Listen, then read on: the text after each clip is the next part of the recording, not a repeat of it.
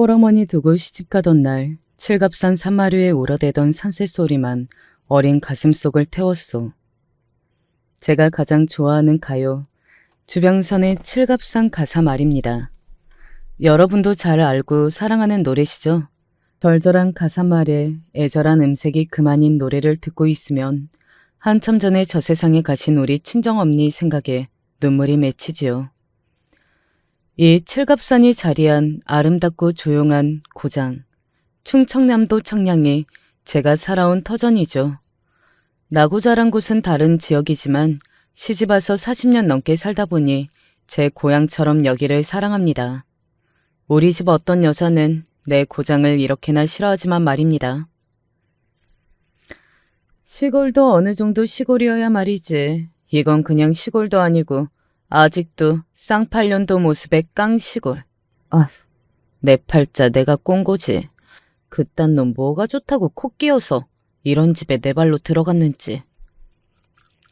이렇게 말하는 여자가요, 바로 제 하나뿐인 며느리 옷이다. 시자가 들어가서 시금치도 안 먹는다는 게 요즘 며느리들이라지만 우리 며느리도 참 희한하죠. 어떻게 희한하게 구는지 자세히 말해보면요. 일단 같이 있으면 얘가 말을 안 해요. 시댁이라고 와서 문간에서 안녕하세요? 인사 한마디만 하고 바로 다른 방 가서 앉아만 있어요. 제가 부엌에서 식사 준비할 때도 그냥 조용히 와서 서 있으면 제가 불편해져서 밥상에 숟가락이나 차리라고 보내버리죠. 우리 딸처럼 다른 여자들처럼 날씨가 어떻고 제 건강이 어떤지 그런 대화를 안 하고 이렇게 가만히 있으면 사람이 얼마나 답답한지 아세요? 그 아이는 밥 먹을 때도 말이 없고 뭐 물어보면 네, 아니요 이렇게 아주 간단한 대답만 해요. 거기에 대고 무슨 안 좋은 일이 있냐? 원체 말수가 적은 아이냐? 하고 물으면 며느리는 웃지도 않고 무표정하게 얘기를 못 들은 듯 가만히 있는 것이죠. 분위기가 싸하니 옆에 있는 아들이 대신 답합니다. 원래 말도 잘하고 이렇게 굴지 않은데 워낙 낯을 가리네요. 아직 시댁이 어렵고 무섭기만 하다고. 어서 엄마랑 친해져야 할 텐데요. 우리 마을 이웃들은 이런 며느리를 보고 흉보곤 하죠. 그 집 며느리는 왕싸가지의 표정이 뚱하니 무서워 어디 말이나 걸겠나 말이요. 그런 애들은 시댁 어르신들이 어찌 지내고 계신지 눈꼽만치도 궁금 안 할 것이요. 이 사람이 뭐래? 아니요. 우리 며느리가 좀 곰살막지 못해 그렇지. 소정은 깊은 아이요. 나 입고 있는 옷도 내 생각났다고 지난번에 사다 주었잖여. 이렇게 내 몸에 꼭 맞고 또 내가 제일 좋아하는 색으로 골랐다는 얘기가 뭐요? 응? 겉보기에는 무관심해 보여도 속으로 시엄니를 많이 생각했다는 증거 아니겠어? 며느리도 자식이라고 남들 앞에서는 이렇게 두둔하고 나섰지만은 사실 속은 씁쓸했죠. 저번에 내려와서 선물이랍시고 주었던 이 꽃분홍색 가디건이랑 검정 바지는요. 실은 자기 친정서 선물로 받은 것을 그 고상한 취향에 안 맞는다고 해서 시골에 있는 사돈이나 갖다 주라고 해서 들고 온 것입니다. 처음 받아보는 며느리의 선물에 가슴이 붕 떴다가 그 아이가 통화하는 소리를 듣고 속내를 알게 되었어요. 그러면 좀 어떻습니까? 어쨌거나 전 그 가디건이 이뻐 보여서 동네 사람들이 모인 자리마다 입고 다녔어요. 내 며느리가 선물해준 옷이라고 거짓 자랑이라도 하고 싶었으니까요. 내 자식도 다 내 맘 같지도 않은데 피도 안 섞인 남의 자식이 어찌 내 맘에 꼭 맞을 수가 있겠나. 그런 마음으로 며느리의 허물은 못 본 척 예쁘게만 보려고 노력했어요. 그러다가 한 번씩 그때 이렇게 정없는 여자랑 결혼하지 말라고 아들을 말렸어야 했나? 후회가 되었지만 별 수 없었죠. 우리 아들은 회계사를 하고 있습니다. 어려서부터 똑똑하고 공부 잘하는 아이는 대학도 고려대 행정학과에 갔습니다. 마을에서 우리 아들 모르면 간첩일 정도로 아들은 공부도 잘하고 의젓한 아이였어요. 남편 복도 없는 내가 불쌍해서 삼신할미가 우리 윤호를 점지해 주셨나 보다 하고 감사한 마음이었습니다. 정말 우리 윤호가 내 인생에 없었으면 전 진즉 혀 깨물고 죽었을 거예요. 남편은 아들 둘 낳고 도박하느라 외박까지 하는 몹쓸 인간이었기 때문입니다. 농사일이며 집안일은 모두 제가 해야 우리 애들 입에 뭣도 놓고 공부도 시키죠. 시어머니를 모시고 살았는데 제가 시집 올 때부터 홀로 남편을 키우신 분이었어요. 쳐다보기만 해도 서리빨 같은 냉기에 으스스 할 만큼 차갑고 모진 분이었죠. 어디에 제 마음 의지할 곳이 없을 때 순하고 잘생긴 우리 윤호는 그 존재 자체만으로도 저에게 살아갈 힘을 주었습니다.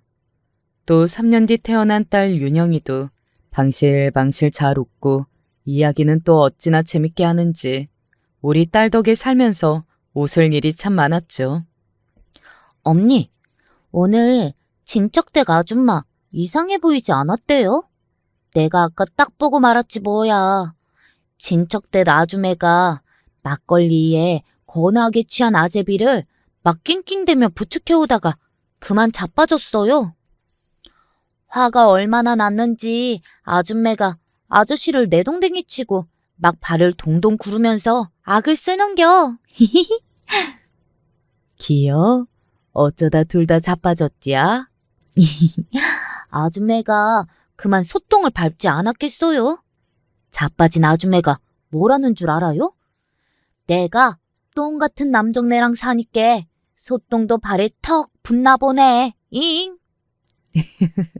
아이고 배야.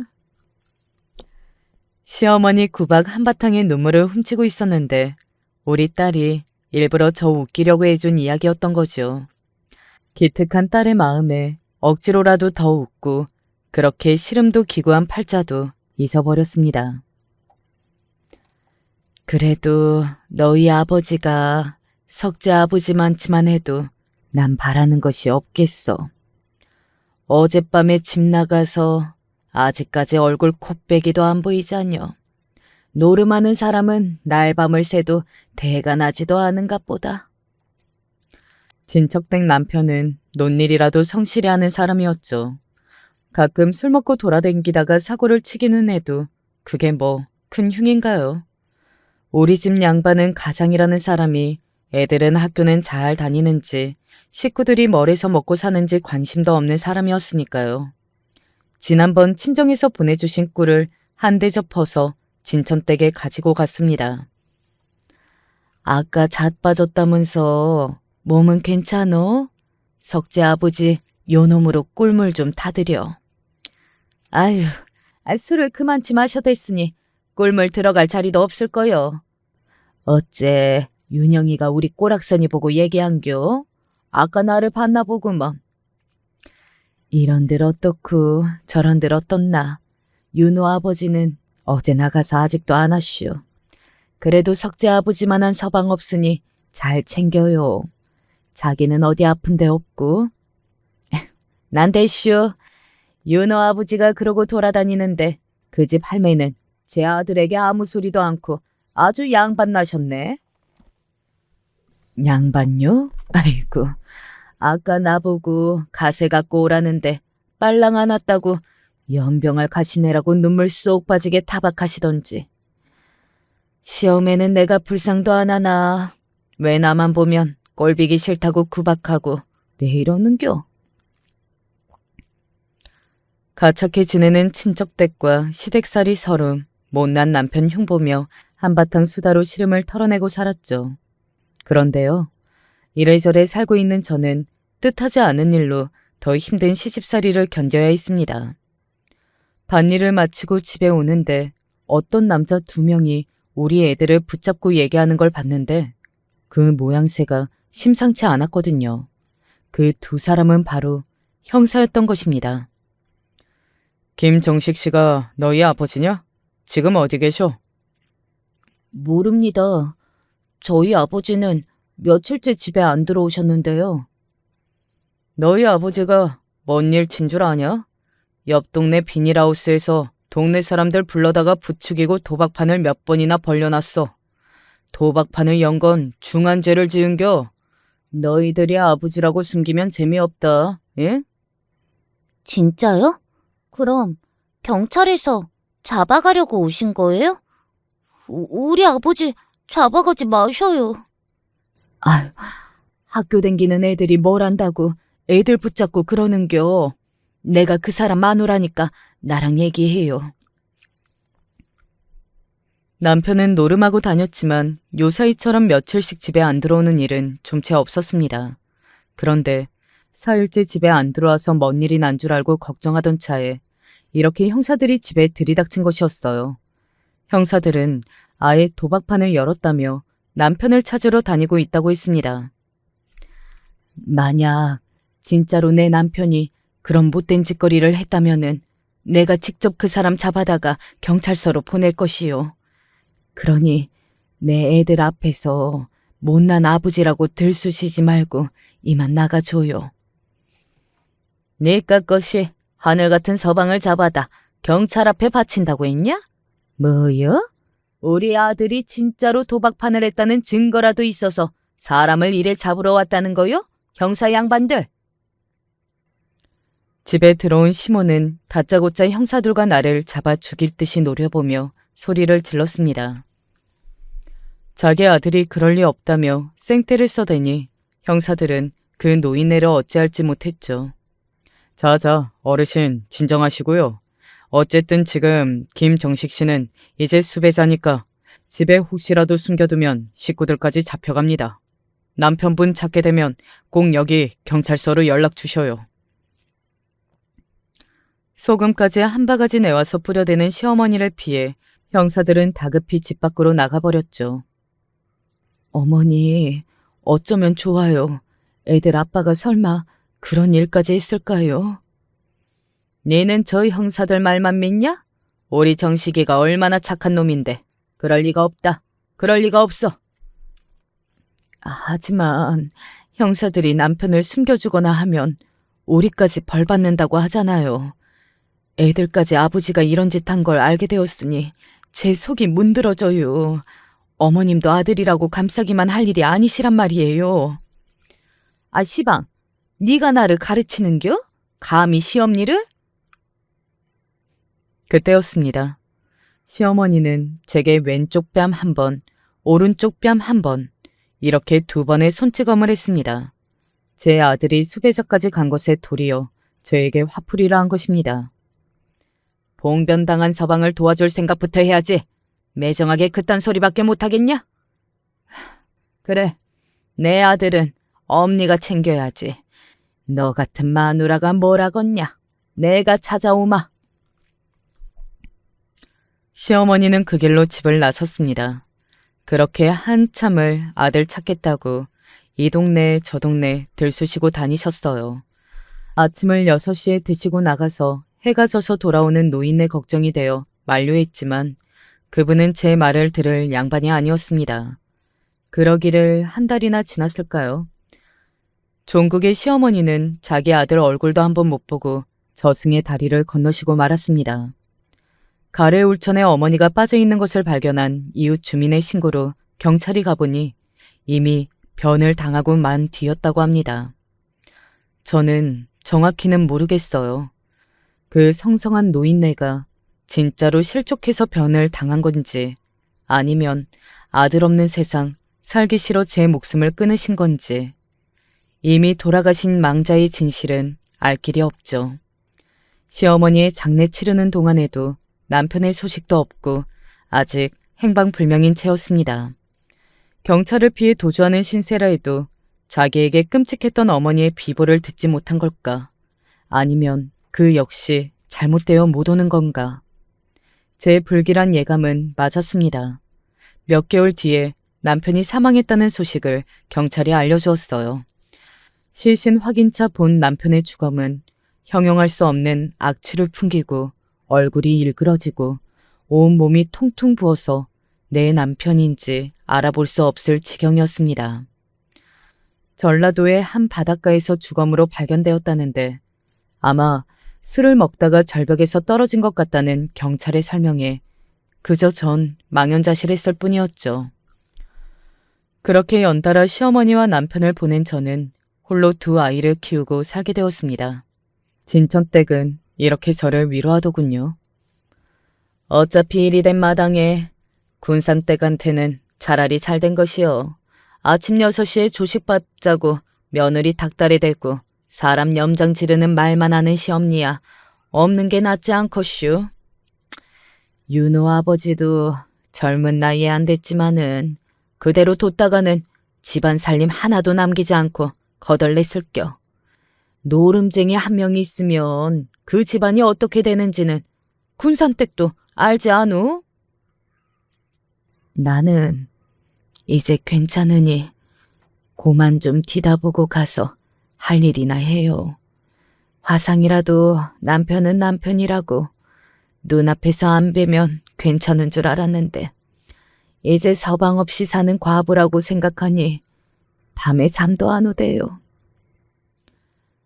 내 인생을 갉아먹는 존재라고 생각했던 두 사람이 사라지고 났는데 왜 홀가분한 마음보다 쓸쓸하고 상실감이 커지는 걸까요?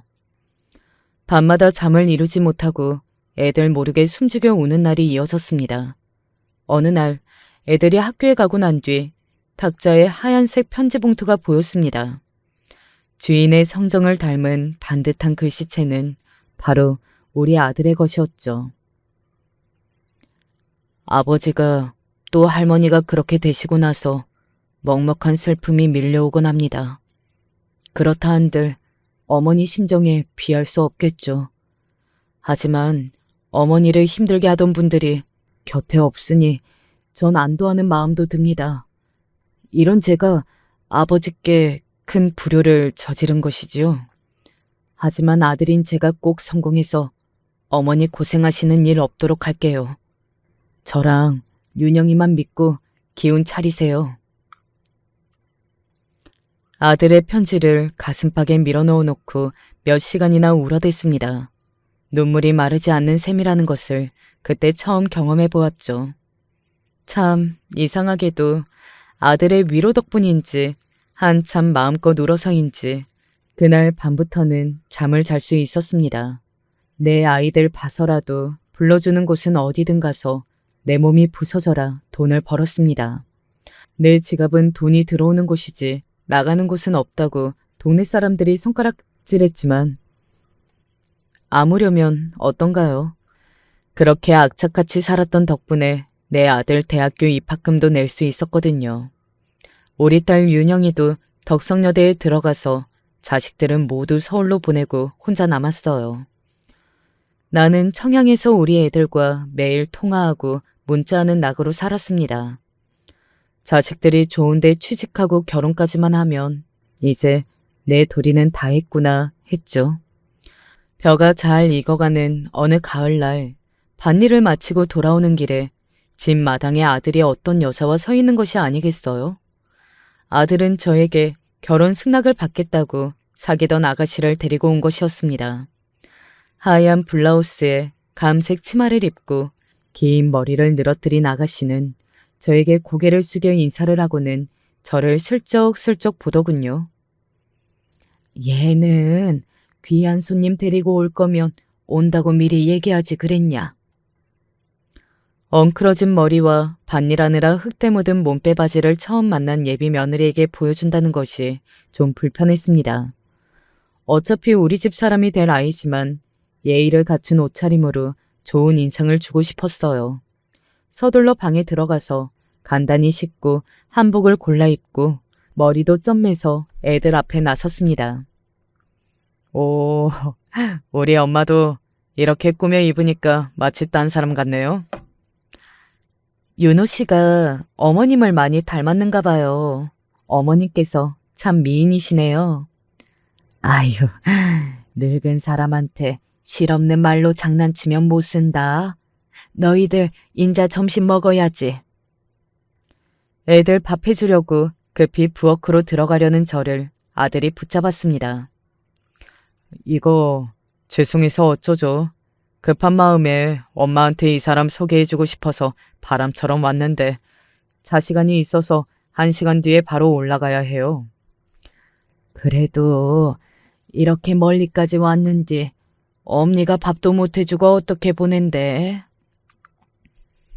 반가운 애들에게 밥도 못 해먹이고 보내줘야 한다니 서운함부터 들었습니다. 대신 쪄놓은 핵고구마와 밤을 까먹이며 이런저런 이야기를 나누었죠. 저기 얘야, 별거 아니지만 너희 부모님께 전해드려라. 이번에 수확한 거라 맛은 기가 막힐 거. 예비 며느리에게 핵고구마와 햇밤을 잔뜩 보자기에 싸서 들려보냈습니다. 아이고, 조만한 아들놈이 언제 커서 이제 장가 간다고 절에 왔네. 응? 뿌듯한 마음으로 구체적인 결혼 소식을 전할 아들의 연락을 기다리고 있었어요.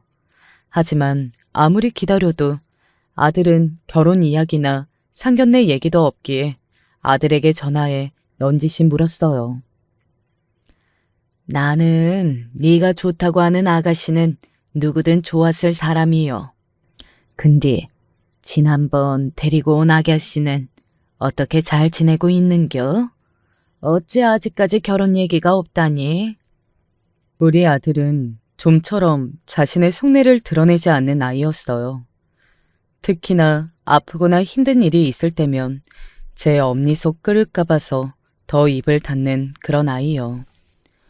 푹 내쉬는 한숨 소리하며 아들이 말하는 모양새만 봐도 엄니인 전 아들 결혼에 나쁜 일이 생겼음을 짐작할 수 있었죠.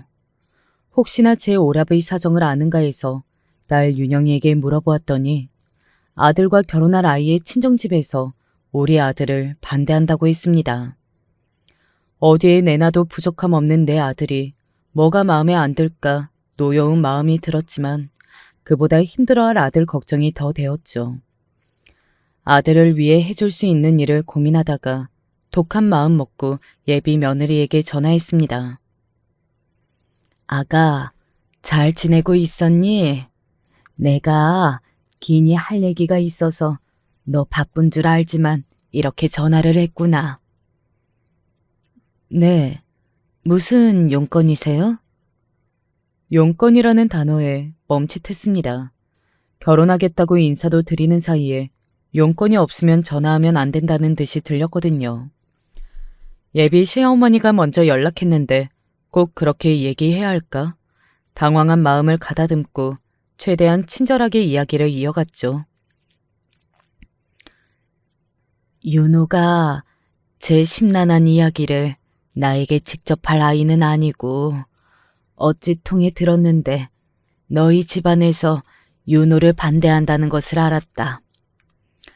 혹시 그 이유를 알 수 있을까? 제가 직설적으로 묻자 며느리는 당황했는지 하다가 이내 솔직히 털어놓더라고요.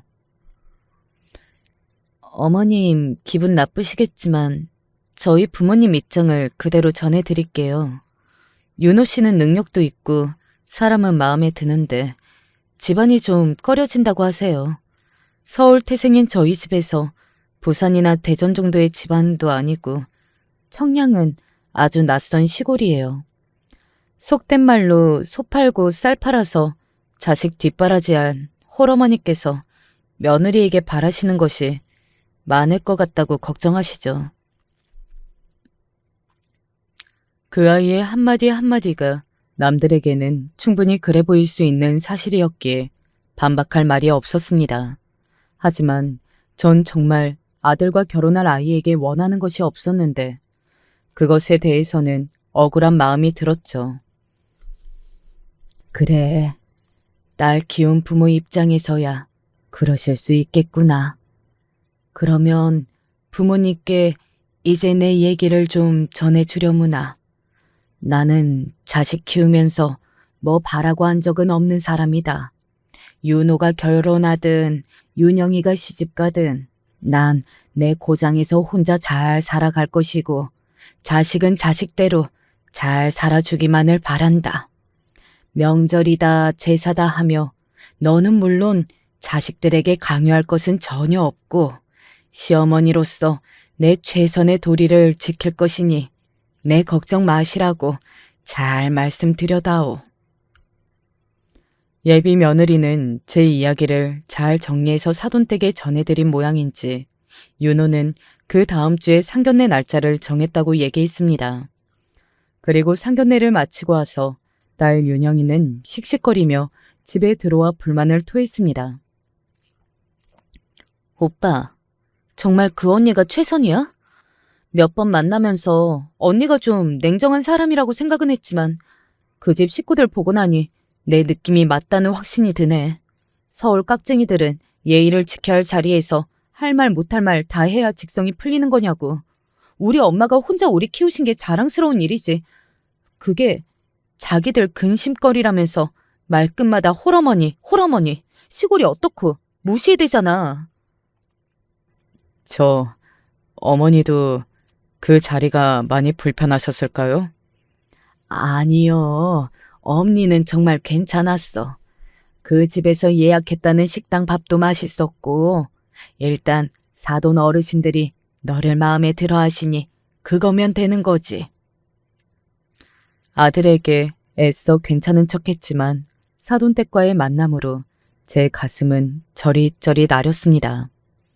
내세울 것 없는 시골 집안에 어쩔 수 없이 털어놔야 할 애들 아파의 부끄러운 이야기까지. 거기에 눈치를 보면서 나는 합가할 마음도 없고 며느리에게 부담 지을 이유가 하나도 없다는 해명 아닌 해명을 해야 했으니까요. 며느리네 집은 서울이 고향에 깨끗한 아파트에 살고 좋은 승용차를 타고 다니는 사람들이니까 그들 눈에 저는 그렇죠. 비루한 집안으로 비추어졌을 겁니다. 마음은 아프지만 현실을 받아들이고 최대한 아들의 결혼에 누가 되지 않으려고 신경 썼을 뿐이에요. 그리고 전 아들에게 1억이 든 통장을 주었어요. 내가 너 집 하는데 많이 보태주지는 못하지만 이걸로 며느리가 원하는 예물도 해주고 결혼 준비하는 데 보태서 써. 깜짝 놀란 아들은 어디서 난 돈이냐고 물었죠. 뭐요? 엄니가 이런 큰 돈을 어디서 훔쳤다는 거요? 이래봬도 너희 엄니 성실하고 수완 좋게 농사 지은 것도 팔고 해서 엄청 모았지. 서울 집까지는 못 사주지만 이 정도는 할 수 있으니까 그저 받아라. 잉?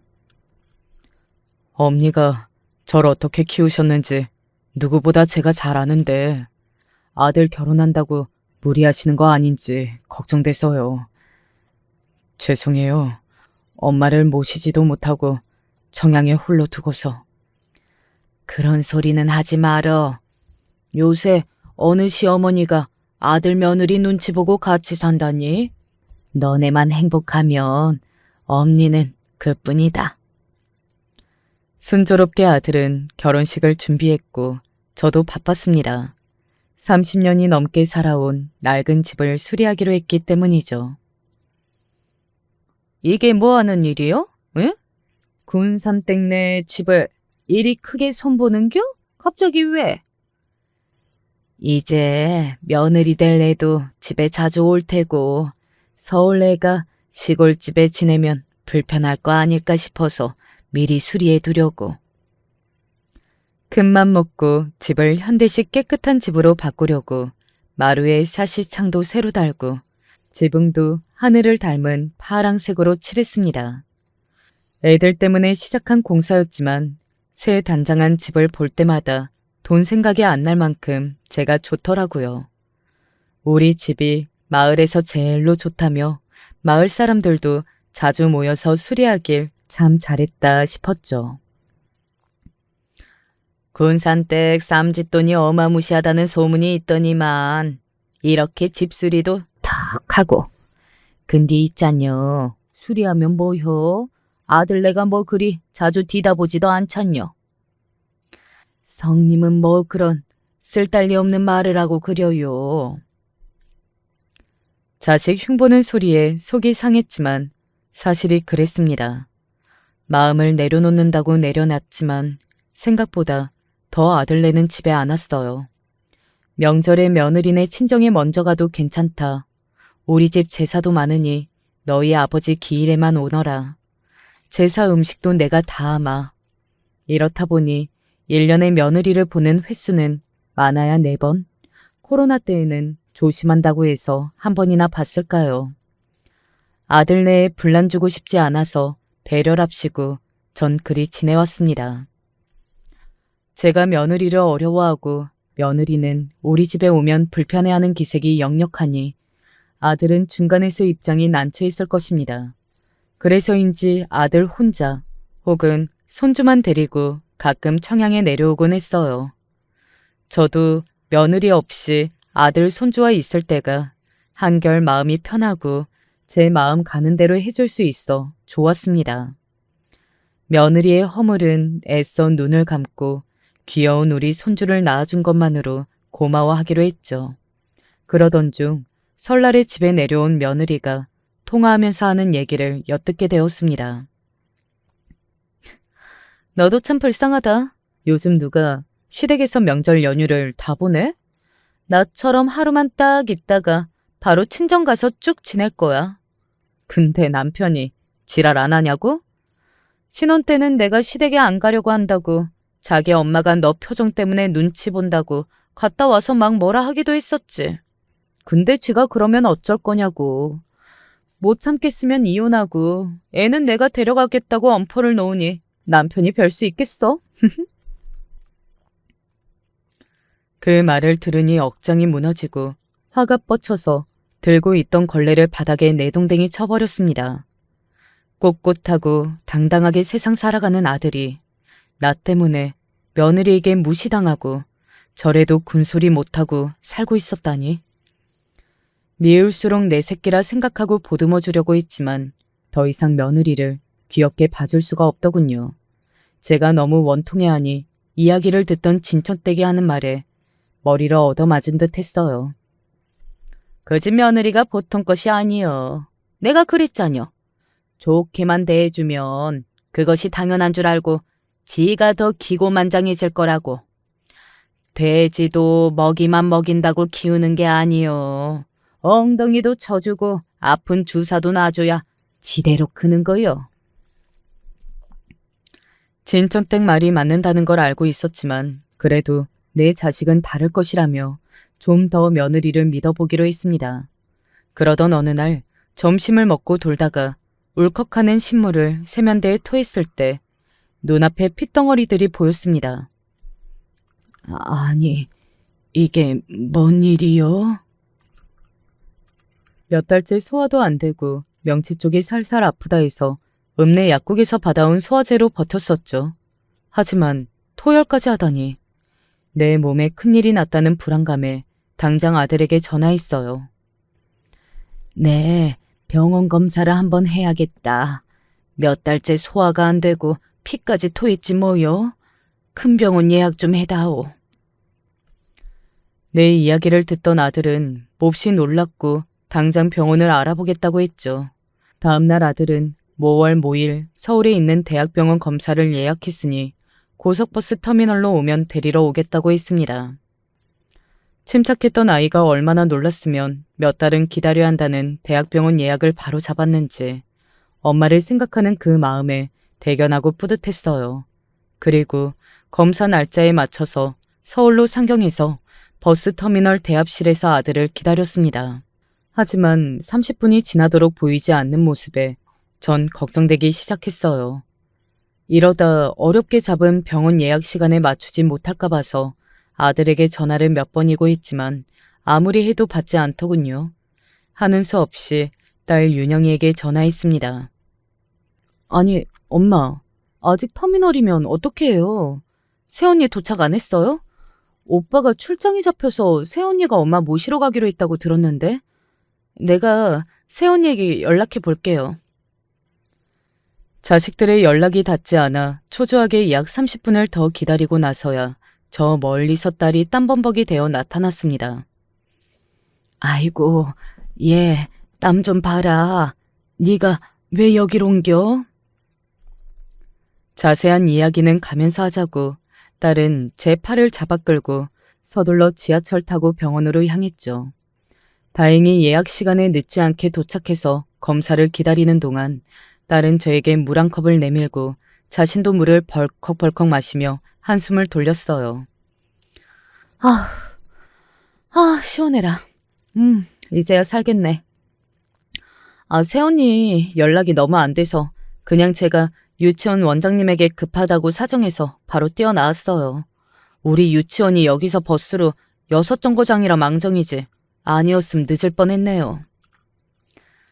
그러니께 나를 데리러 오기로 한 너희 새언니는 뭐하고 일하던 네가 뛰쳐나온 것이요? 너희들 못 온다고 했으면 내 알아서 지하철 타고 오면 되는디. 못하러. 아이그 아서요? 시골서 지내시던 양반이 서울에서 어째? 아까 봤을 때도 엄마 터미널에서 두리번대고 무지하게 불안해하시더만요. 그나저나 올케가 진짜 무슨 영문이래? 어르신 모시러 오기로 해놓고 갑자기 펑크를 내? 딸의 도움으로 무사히 병원 검사를 마치고 나오려는 길에 병원 정문 앞 하얀 차에서 며느리가 내렸습니다. 올케 언니, 연락도 없이 우리 엄마를 그렇게 두면 어쩌라고요? 아가씨, 미안하게 되었어요. 내가 급한 일이 생겨서 그만. 저 대신 와줘서 고마워요. 다시 유치원 들어가 보셔야죠. 어머님은 제가 모셔다 드릴게요. 이만 가보세요. 딸은 며느리를 보고 화를 내며 해명을 요구했지만 그 아이는 대수롭지 않게 답하고는 저를 차에 태웠습니다. 저는 잠잠코 운전하는 며느리를 쳐다보고 있었어요. 어머님, 죄송해요. 제가 지금 자궁에 혹이 나서 회사에 병가도 내고 쉬고 있는 것은 아시죠? 갑자기 오전에 복통이 생겨서 터미널에 못 갔어요. 그런데 어머님 보고 의사 선생님은 뭐라고 하나요? 너도 아파서 못 온 것을 내 더 뭐라 안 하겠다마는 그런 일이 있으면 나한테 미리 연락을 해야 내 알아서 갈 것이 아니요. 검사 결과는 다 다음 주에 내원해서 얘기해 보겠다는구나. 네 그날은 나올 수 있는 거요? 네, 제가 그날은 어머님 미리 모시러 갈게요. 바로 청량으로 내려가실 거죠? 버스 터미널에 데려다 드릴게요. 오랜만에 서울까지 와서 너희 집에 하룻밤 묵지도 못한단 말이냐. 보자마자 날 터미널에 떨구겠다고. 이렇게 한 소리 하고 싶었지만 몸이 몹시도 피곤해서 싸울 기력도 없어 더는 말하지 않았어요. 그런데요, 다음 병원에 가는 날에 또 며느리는 약속을 어기고 나타나지 않았습니다. 이번에는 못 오겠다고 미리 연락이라도 준 것이 다행이라면 다행일까요? 지난번처럼 딸에게 패기치고 싶지 않아서 제가 지하철을 물어물어 타고 직접 병원에 갔습니다. 다행히 암이나 큰 병은 아니고 중증 역류성 식도염과 위염이라며 의사는 약을 처방해주고 주기적으로 병원 다니라고 했습니다. 약봉지를 들고 복잡한 서울을 헤치고 돌아가면서 속으로 이런 다짐을 했어요. 며느리 하는 짓을 보니 잘해주는 것만이 자식 일의 능사가 아니여. 내 앞으로는 며느리를 제대로 가르쳐야겠구나. 얘야, 내가 다음 병원 가는 날이 땡월 땡일이다. 병원 갔다가 너희 집에 들려서 점심 먹고 갈 테니 그리 알아라. 며느리에게 문자로 이렇게 통보하고 2달에 한 번씩 병원에 갈 때마다 아들네 집에 들렀습니다. 한 번 찾아가서는 마지못해 집 문을 열어주고는 커피 한 잔만 마시라 주더군요. 역시나 아무 말 없이 무표정한 표정으로 둘이 마주 앉아 있으려니 곤욕이었지만 이렇게 며느리를 가르치고 서로 친해져야겠다는 생각으로 참았습니다. 1시간쯤 지나니 유치원에서 돌아온 손주가 같이 있어 한결 나았죠. 그 다음번 방문 때는 며느리가 아주 급한 볼일이 있어 집을 비운다는 카톡을 보냈어요. 그냥 집에 내려갈까 하는 마음이 들었지만 고쳐먹고 며느리에게 이리 대답했습니다. 우리 손주 유치원 알려주면 내가 하원 시간 맞춰서 데리러 가마. 어디냐? 며느리는 손주의 유치원과 집문 비밀번호를 알려주고 들어가 있으면 자기도 곧 도착하겠다고 하더군요. 그러고 유치원서 손주 데리고 와서 아들네 집에 있는데 며느리가 들어오자마자 코를 손으로 막더군요. 아, 혹시 오실 때 뭐 들고 오셨어요? 집에 냄새가. 에? 식구들 다려 먹으라고 구기자랑 이번에 말린 고추 가져왔다. 근데 너는 시엄니 보자마자 인사는 없는겨? 어디 댕겨왔기에 젖가슴이 훤히 내보이는 옷을 애엄마가 입고 다니냐? 아닌 게 아니라 서울에서 와서 보니 유부녀에게 어울리지 않는 야한 옷을 자주 입고 다닌대요. 며느리는 제 잔소리에 가슴에 옷깃을 픽 하고 거칠게 닫으면서 방으로 들어갔습니다. 거기에다가 아들네 집에 와보면 집안 꼴이 말도 아니라 한숨이 나왔습니다. 내가 저희들 신혼집에 오간 적이 몇 번 없으니 모르고 살았는데 며느리는 청소도 안 하고 사는지 온 집안이 쓰레기통이었어요. 싱크대 주변은 곰팡이 얼룩에 가스렌지와 후드판에는 기름이 잔뜩 끼어 있었습니다. 아들네에 올 때마다 온 집안을 빡빡 얼룩 없애고 청소하며 다녀야 하죠. 저녁 밥때 되어서 차린다는 게 며느리는 전자레인지에 즉석 밥과 냉동 돈가스를 데우고 샐러드 채소만 준비하고 있더군요. 이것이 겨우 저녁밥이란 말이오? 제 물음에 뭐가 잘못이냐는 듯이 빤히 보는 며느리를 보니 복장이 터져 나왔습니다. 대신 팔 걷어붙이고 밥을 안 치고 된장찌개와 계란말이, 김치볶음 등을 후딱 해서 저녁상을 차리니 아들과 손자 눈이 휘둥그레졌어요. 하하, 엄마가 오셔야 우리 집 식탁에 이렇게 맛있는 반찬들이 가득하네요. 우와, 진짜 맛있겠다. 나 엄마가 해준 돈가스랑 야채는 질려서 그만 먹을래요. 이제 할머니 밥 먹을래. 저녁에 이렇게 헤비하게 먹으면 전 살이 쪄서요. 제 방에 들어가서 샐러드나 먹을게요. 식구들 반응에 기분이 상했던 모양인지 며느리는 같이 안 먹고 방에 들어갔지만 손주와 아들이 만나게 먹는 모습을 보니 그렇게 뿌듯하더군요. 내가 30년 동안 키운 니는 얼마나 깔끔한지 사내에어도 방이며 옷이 늘 청결했지. 그런데 지금 며느리랑 이렇게 살면서 불편해하지 않는겨? 집밥도 변변하게 못 얻어먹고. 요즘 아내들이 그러려니 해야죠. 뭐 육아가 바쁘고 힘들다 하니까 제가 맞춰줘야지 어쩌겠습니까? 그런데 엄마 음식 오랜만에 먹으니 맛있네요. 밥 한 그릇 더 주세요. 엄마 걱정하지 말라고 일부러 속없이 웃는 아들이 짠해 보였습니다. 내가 엄니처럼 진작에 며느리도 갈치고 할 것을 잘못했구먼 그려. 저 사람도 마음은 안 그런데 어떻게 할 줄 몰라 엄마한테 살갑게 못하는 것 같더라고요. 그래도 이렇게 자주자주 뵈면 서로 좋아질 것 같아요. 그랴, 내 다음번에는 너희 사촌형 결혼식 때 맞춰 올겨. 그날은 너희 집서 하룻밤 자고 내려간다. 이?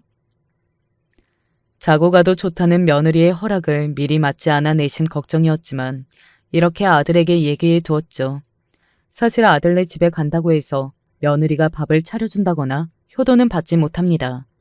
그래도 멀리 떨어져서 7년 넘게 사는 동안 가족 간의 정이 붙지 않아서 일부러라도 며느리랑 친해져 볼 요량이었죠.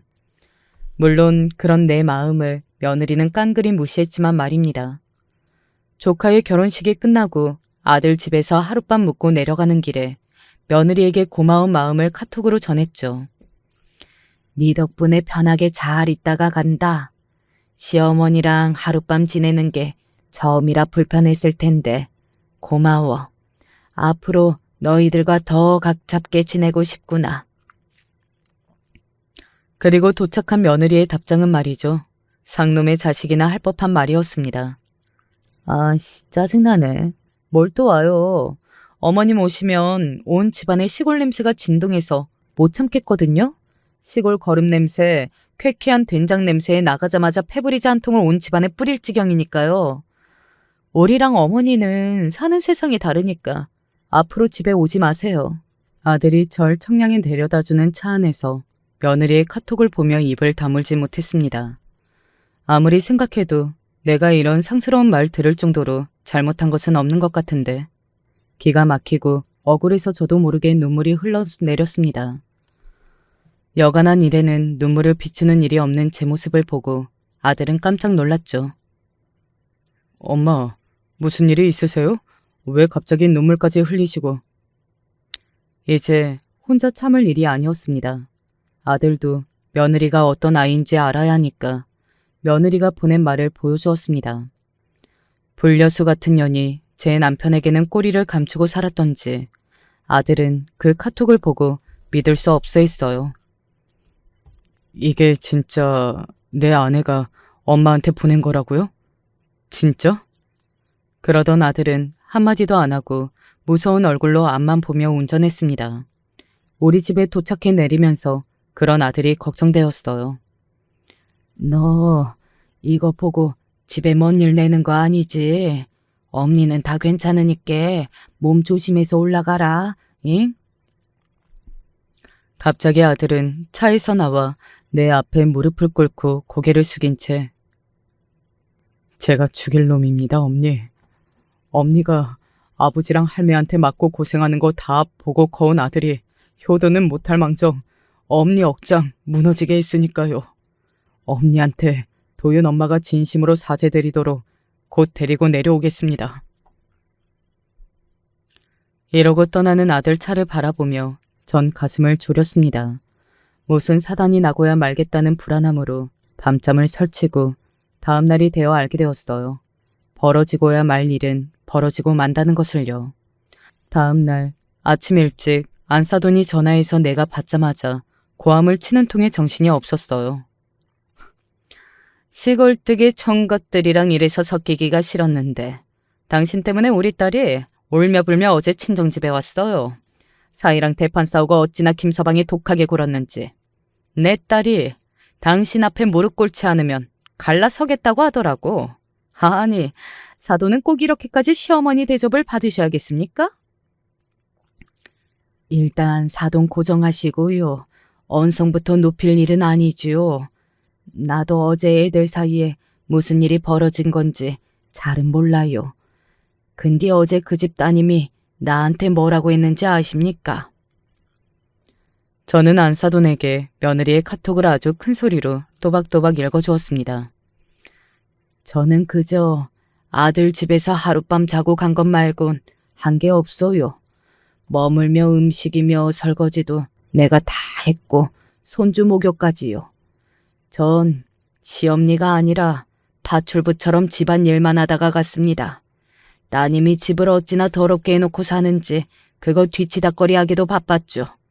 그런 제가 며느리에게 이런 말을 들어야 합니까? 사돈은 딸에게 그리 가르쳤습니까요? 이래 말하니 자기가 보기에도 딸이 개차반같이 보였는지 당황하더니 대번에 전화를 끊더군요.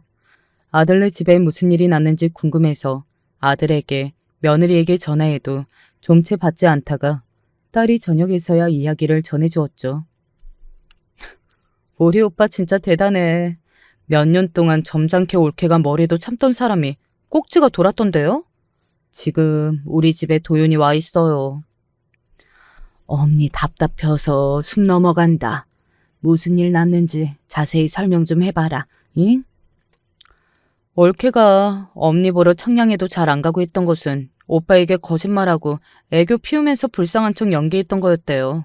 자기가 알러지도 있고 민감한 체질인데 청양 집에만 가면 기도가 막힐 지경으로 몸이 아프다면서 안 가려들고 가서도 오래 못 머문다고 집에 가자고 보챘대. 사실 올케 알러지도 없고 챙겨간 약도 사실은 비타민제였다는 새빨간 거짓말이 밝혀지고 만 거죠. 그리고 엄니도 봤겠지만 올케가 집안일 하나 안 하고 나돌아다녔다면서요. 아프다면서 회사 일 그만두고 집에 있는 여편네가 바쁠 일이 뭐겠어요? 그려, 내가 봐도 걔가 외출이 잦은 것 같았지. 도윤이 유치원 하원 시간에 늦기도 하고 말이여. 알고 보니까 동창생 남자랑 만나고 다녔다나 봐. 도윤이도 안 챙기고 집안일도 내팽개치고 거기에 엄마한테 그렇게 막말까지. 지난번에 엄마 병원 모시러 가기로 해놓고 잠수 탄 것도 분명 바람 피우느라 그런 걸 거야. 아이고 아이고 세상에 그런 것이 다 있다냐?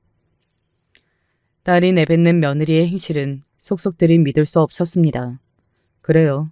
나한테 좀 시험리 대접도 못하고 대바라지게 말할 수도 있겠죠. 하지만 그것은 어디까지나 내 아들, 내 손주 잘 챙기고 아녀자로서 할 일을 했을 때의 얘기지. 이런 환학년을 우리 집안 며느리로 두고 있을 수는 없었습니다. 안 되겠다. 내가 그년 머리채라도 잡고 교육을 시켜야겠어. 엄만 가만 계셔요. 우리 오빠가 어떤 사람이에요? 지금 엄마나 나보다 더 기절할 정도로 화가 나서 옳게 두고 보지 않을 거야. 그만한 복수를 준비한다면서 도윤이를 나한테 맡겼으니까 그저 믿고 기다려 봅시다. 딸은 한사코 나를 말리고 기다리라고 했습니다. 자식 말 믿고 기다려봤지만 화딱지가 나서 속이 터져 참을 수가 있어야 말이죠. 그래서 결국 며칠 뒤 아들네 집에 쫓아갔습니다. 아들이 사는 아파트 앞에 사람들이 모여서 웅성웅성거리고 무슨 구경이 났나 했죠. 무슨 일인가 빼꼼히 구경해보니 글쎄 내 아들, 딸, 그리고 며느리와 안싸돈이 거기서 싸우고 있었어요. 자네 사람 그렇게 안 봤는데 남자가 아주 치사하고 좀뺑이 같구만. 우리 바깥 양반 회사며 동창회 모임에 따라와서 내 딸 흉을 봤다지? 그런 것은 흉이 아니고 사실을 폭로한 겁니다. 아들 있는 유부녀가 남자 만나고 다니는 걸 얘기한 게 뭐 어떻다고요? 참나, 예쁜 여자한테 남자들이 쫓아다니는 거 보고 남편이라는 것이 의심이나 하고 한심하구만. 예쁘긴 누가 예뻐요. 새언니 이미 눈이랑 코 성형했던 거 누가 모를 줄 알고요? 그런데도 저 까맣고 여드름 가득한 피부에 넙대대한 얼굴. 솔직히 옳게는 못생긴 얼굴이죠. 나랑 친구들이 새언니 인스타에 몇 마디 남겼더니 많은 댓글들이 동의하던걸요 뭐. 포토샵 한 사진은 새빨간 거짓이고 실물 보고 어째저리 못생겼냐고 다들 난리. 며느리는 원래 좀 박색인데 자기 외모에 콤플렉스가 있는 데다가 딸의 못생겼다는 말에 화를 참지 못했어요. 야, 내가 무슨 성형했다고? 네가 봤니? 너 내 얼굴 갖고 말하면 찢어 죽여버릴 거야. 그리고 아가씨가 내 인스타 라이브 방송하며 물건 팔 때 와서 악플 달았지? 내가 지금 아가씨 때문에 본 손해가 얼마인 줄 알아요? 아픈 어르신 병원 모시러 가기로 해놓고 바람 피느라 안 온 것 하며 시엄니한테 집에 오지 말라며 막말했던 게 없는 말 아니잖아요. 게다가 어린 아들을 집에 혼자 두고 사내나 만나러 다니다니. 넌 못난 얼굴에 마음은 더 고약한 여편네야. 반성이나 하라고.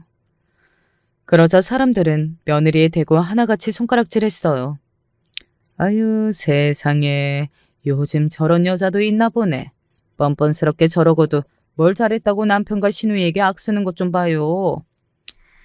저 아줌마 평소 행실도 아주 대먹지 못했어. 매주 쓰레기 분리수거도 엉망으로 해놓고 술병은 또 한 박스씩 버리더라고. 남편이 술고루인가 했더니 저 여자가 남자 불러서 술 마시고 놀았던 거구만. 우리 동네에 저런 여자 살게 둬야 해요. 반상이라도 열어서 내쫓읍시다. 모인 사람들의 지탄을 받자 안사돈은 점점 얼굴이 굳어가고 두려워하기 시작했어요. 그리고 며느리는 땅바닥에 털썩 주저앉아서 아이처럼 생떼 쓰더군요. 억울해. 왜 나만 잘못했다고들 그래? 당신들이 냄새나고 보잘것없는 촌뜨기 시댁 모시고 살아보라고. 어디? 며느리의 말에 더 화가 난 사람들은 넌 사람도 아니라며 화를 내고 무섭게 그 둘을 애워쌌습니다. 거기에 며느리와 안사돈은 겁을 먹고 도망치듯 가버렸죠. 얘들아, 어쩌다 밖에서 이리 싸웠어, 야. 어차피 저 여사랑은 못 살아요. 그런데 조용히 이혼해주면 저만 등신 같은 놈 되는 거잖아요. 엄마를 모욕 주었듯이 그 여자에게 돌려주었죠. 아내를 아는 사람들이 그 여자가 한 개 같은 짓을 모두 알 수 있도록 떠벌리고 다녔어요. 그 집 가족 전체가 얼굴 들고는 못 다니게 만들었죠. 맞아요. 그리고 새언니가 SNS에 미쳐 살잖아요. 인스타가 세상 제일 중요한 사람인데 거기 구독자들이 언니 실체를 알도록 만들었더니 저렇게 눈이 뒤집혀져서는 오빠랑 나한테 발길질까지 하려 했다니까. 그래서 동네 사람들이 다 알도록 아예 아파트 단지로 나와서 싸워댔어요. 저 미친년이 억울해서 죽으려고 하니까 이제야 속이 좀 풀리네. 사실은요, 아까 동네 사람들이 며느리랑 그 친정 엄마를 싸잡아 욕하고 할 때 저 동치미 한 사발 마신 듯 속이 시원했습니다. 쥐새끼만치 꽁무니 빼고 달아나는 그년들을 보며 아주 고소했죠. 하지만 갑자기 걱정이 드는 겁니다. 그런데 좀 걱정이 되는 건 우리 손주가 앞으로 여기서 어떻게 지내냐? 지엄이 더러운 과거와 우리 가족사가 다 알려졌는데. 어차피 여기 아파트 팔려고 부동산에 내놨어요. 아내랑 이혼하고 이사 가려고 했으니까요. 그래서 말인데 당분간 우리 도윤이를 엄마가 봐주실 수 있을까요? 아들의 얘기에 제가 거절할 리가 있겠어요. 그날로 도윤이 짐을 챙겨서 데려와 제가 키우기 시작했습니다. 염려했던 것과 달리 이혼으로 인해 아들과 손주가 힘들어한 시간은 길지 않았습니다. 제 엄니를 찾을 법도 한데 오죽 어미 사랑 못 받고 힘들었으면 그 어린 것이 이러더군요. 우리 도윤이는 할미 집에서 지내도 괜찮니? 엄마 안 보고 싶어? 보고 싶어요. 그런데요, 엄마가 보고 싶지만 같이 있으면 아마 마음이 아플 거예요. 또 힘들 거예요. 지금은 할미 집에서 있는 게 제일 재밌고 좋아요. 아들은 당장 직장을 옮길 수 없으니 평일엔 서울에서 주말이면 내려와 아들과 함께 지내고 있습니다. 아들의 계획으로는 손주가 학교에 들어가면 청양과 가까운 세종 쪽으로 직장을 잡고 아예 이사 오겠다고 하네요. 덕분에 전 늙음하게 이쁜 손주와 많은 시간을 보내는 호사를 누리게 되었죠. 더운 여름날 또랑에서 손주랑 아들이 물고기며 올갱이 잡겠다고 놀고 있었어요. 할머니, 여기에 붕어랑 메기랑 가득하대요. 제가 다 잡아올 테니 맛있는 요리 해주셔야 돼요. 그럼 뭐든 잡으라. 올갱이 잡아오면 올갱이 국 끓이고 메기 잡으면 메기 매운탕 끓이고 우리 손주 덕에 맛난 거 먹겠네. 응? 아들이 그물을 대면 손주는 주전자를 들고 고기를 몰면서 놀고 있습니다. 그 모습을 바라보는 전 무엇도 바랄 것 없는 무릉도원에 있는 것 같아요. 짧지 않는 내 인생을 바라보며 이만큼 근심 없이 행복한 때가 있었나 모르겠어요. 매일같이 일기를 쓰는 저에게 동네 아줌마가 여기 유튜브에 사연을 보내보라고 권유하더군요. 그 덕에 여기 영상을 감상하는 취미가 생겼는데 이렇게 제 이야기까지 쓸 기회를 얻게 되어 감사드립니다. 다 늙고 배운 것 없는 촌사람이 써보낸 글도 방송에 내주실까 모르겠어요. 만약 제 글이 채택되면 우리 자식들에게 자랑해 보려고요. 얘들아, 이 엄니가 쓴 글이 방송을 타부렸다. 응? 지금까지 제 이야기를 귀 기울여 들어주신 유튜브 예청자분들에게 감사드립니다. 또 재미난 이야기가 생기면 공기 좋고 물 맑은 청양에서 사연 띄워 보낼게요. 안녕히 계세요. 안녕하세요. 제가 시어머니에게 통쾌한 복수를 한 일이 최근에 생겨 이렇게 사연을 보냅니다. 정말 제 이야기를 듣고 믿지 못하실 분들도 계실 것 같은 제 사연은 100% 사실입니다. 익명의 힘을 빌려서라도 제 통쾌함을 널리 알리고 싶네요. 저희 집은 어릴 적부터 가진 것이라고는 하나도 없었습니다. 게다가 제 아래로 딸린 동생들만 넷이라서 사실 저는 더더욱 아무런 여유가 없었죠. 그래도 괜찮았습니다. 비록 가난하긴 했어도 저희 집은 제가 아는 그 누구보다도 화목했거든요. 언제나 가족들을 위해 사는 부모님, 가진 게 없어도 콩 한 쪽이라도 형제들과 부모들과 나눌 줄 아는 자식들. 허름한 집에서도 언제나 웃으며 지낼 수 있던 이유였습니다. 물론 장녀로서 포기해야 하는 것들이 많은 것은 맞습니다. 보통 저희처럼 가난한 집안은 저와 같은 장녀 혹은 장남이 동생들을 위해서 희생하는 경우들이 있잖아요. 그건 저 또한 마찬가지였습니다. 특히 동생들 중에서 셋째가 공부하는 것을 엄청 좋아했는데 아무래도 형평상 모든 자식들에게 균등하게 교육을 시키기가 어려운 상황이었습니다. 부모님은 그래도 첫째인 제가 공부를 하고 잘 되는 게 맞다고 생각하셨는지 먼저 대학 이야기를 꺼내셨어요. 엄마, 아빠, 난 그렇게까지 공부에 흥미 없어요.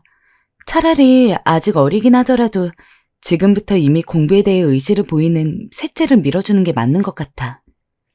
난 대학교 같은 건 안 가도 상관없어. 정말 괜찮겠니? 말은 그리해도 물론 저라고 해서 아쉬운 것이 없던 것은 아니었습니다. 저도 가능하면 대학교도 나와서 열심히 일하고 노력하면 가난한 저희 집이 더 이상 가난하지 않게끔 만들어주고 싶다는 욕망이 있었습니다. 하지만 현실적으로 포기할 부분이 있는 건 맞았어요. 부모님 앞에서는 어른스러운 척했지만 그때 저는 아직은 어렸던 터라 부모님 몰래 혼자 울기도 했어요. 그렇게 저는 대학에 진학하지 않고 곧바로 일을 하게 되었습니다. 자신을 위해 제가 공부를 포기하게 되었다는 것을 안 셋째는 내가 꼭 언니만큼 열심히 공부할게 라고 하며 늘 전교 상위권의 등수만 받아왔는데 그런 동생을 보는 것만으로도 굉장히 저는 뿌듯했습니다. 제 공부를 포기하고 셋째를 밀어준 것이 하나도 아깝지 않을 정도로 말이죠. 생각해보면 저는 부모님과 마찬가지로 한평생 가족만을 위해 살았던 것 같습니다. 변변찮은 친구도 없었고 그렇다고 연애를 하지도 못했죠. 그럴 수밖에 없었어요. 사람을 만나려면 학교도 가고 놀러도 다니고 해야 되는데 저는 성인이 되자마자 일을 하면서 돈을 벌기 바빴고 그렇다고 해서 일하는 자리에서 누군가를 만나자니 제가 그렇게 먼저 마음에 들 만한 남자도 없었으며 반대로 남자들 역시 저를 그렇게 마음에 들어하지 않았으니까요. 일하면서 친해진 친구들은 야, 너는 외롭지도 않아? 라며 매일 집 얘기만 하는 저를 안타깝게 보기도 했지만 사실 외로운 것도 외롭지 않다는 경험을 해봐야 외로운 게 느껴지는 거 아니겠어요? 너무 어린 나이부터 우정이며 사랑이며 제대로 경험해볼 기회가 없었기 때문에 가족들이 있는 이상 저는 남들이 걱정할 만큼 외로움을 느끼지도 않았습니다. 가족이 제 행복의 전부였으니까요. 그러나 부모님은 제가 이 상태로 30을 바라보는 나이가 되자 점점 그런 제가 걱정되었던 모양입니다.